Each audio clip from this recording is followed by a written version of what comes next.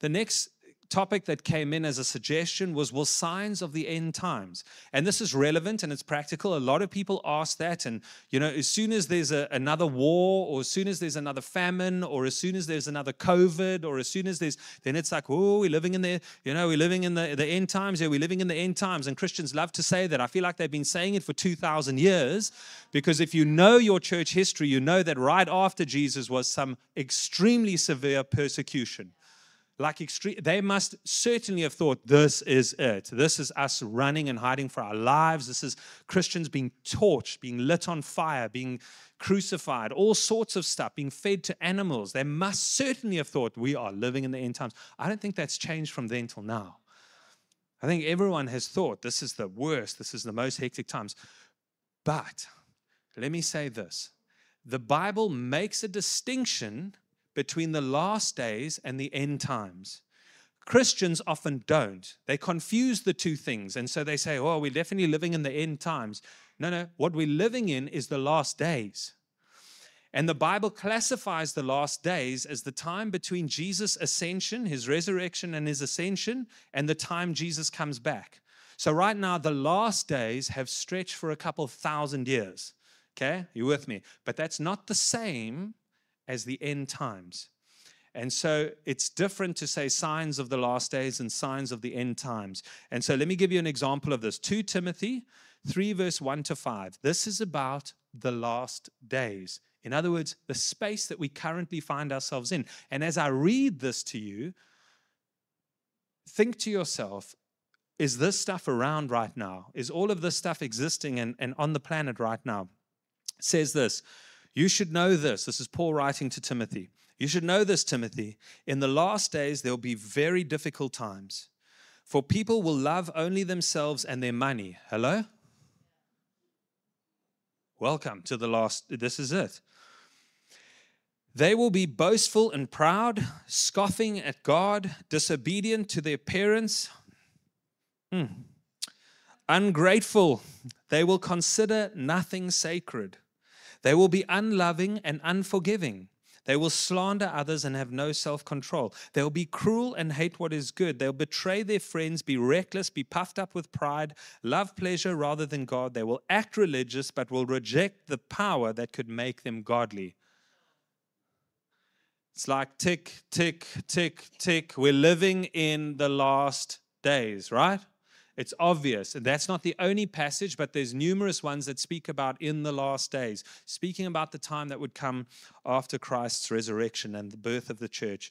But then there's passages that are quite specifically about the end times, which is the little section at the end of the last days. Okay, this is the tough stuff. This stuff, in my opinion, hasn't happened yet, hasn't really started just yet. If you think the last days are tough, I think the end times are going to be much tougher. And so Matthew chapter 24 is a great place. If you're someone who likes to do a little extra reading, that's a good place to see an entire chapter devoted to the end times. And it's not just someone talking, it's Jesus talking. He's talking to his disciples and he's saying, well, let me read it to you. This is how he starts off. He says this, later, Jesus sat on the Mount of Olives. His disciples came to him privately and they said, tell us when this will happen, because he made a statement in verse 1 and 2. You can read that. He said, tell us when this will happen. What sign will signal your return? So now we're talking about the return of Christ and the end of the world. So that's very different to the last days, which is now stretching on. But this is now, tell us, what are we expecting? What are we going to see? What are some of the signs that we are living or that the end times are here? Because don't forget, the apostles, the disciples, the followers of Christ thought they were going to see the end times. It sounded like it was imminent because the language is always soon, soon, soon. So, of course, 10, 20, 30, 40 years, they're expecting, hey, this is going to happen soon, maybe even in our lifetime. And so they're saying, well, show us what to look for. How do we know that it's the end? And so Jesus goes on, and I can't read this. Literally, it's the whole chapter. It's fascinating. But he lists a whole bunch of natural signs of the end times. And so signs that he gives, I can't read it for time, but signs that he gives is that there will be people claiming to be the Messiah. And he says they'll come and they'll say that they are God and they are the chosen one, they are the Messiah. He says, don't even bother. They'll say, come out into the desert, hear this guy, he's amazing, he's got some incredible. He says, don't even bother, don't even go. It's just part of the signs of the end. Okay, there's going to be people claiming to be the Messiah. He says there'll be wars and threats of war. He said there'll be famine, disease epidemics, earthquakes, signs in the heavens, meaning stars and the moon and the sun. There are going to be sort of astral type signs that are going to point that this is the end of the end. There will be severe persecution of Christians. There will be lawlessness. The gospel, here's this is wonderful. It's like doom and gloom, right, for the end. It's going to be rough in every way. And then the last thing is just so wonderful.